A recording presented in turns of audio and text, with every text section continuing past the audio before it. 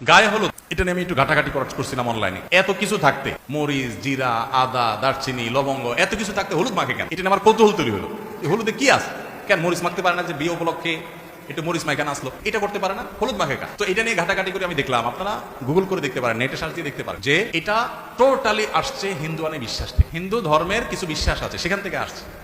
হলুদ, কুলা, দুবলা ঘাস, আরো অনেক জিনিসপত্র আছে, এগুলো বিয়ে উপলক্ষে এগুলো নিয়ে নির্দিষ্ট আয়োজন আছে। এগুলো করলে নাকি দাম্পত্য জীবনে সুখ শান্তি হয়। শিরকপূর্ণ বিশ্বাস। দাম্পত্য জীবনের সুখ শান্তির সাথে এগুলোর কোনো সম্পর্ক থাকতে পারে না। ইমানদার কুসংস্কারাচ্ছন্ন বিশ্বাসী হতে পারে না। সেখান থেকে আসছে গায়ে হলুদ।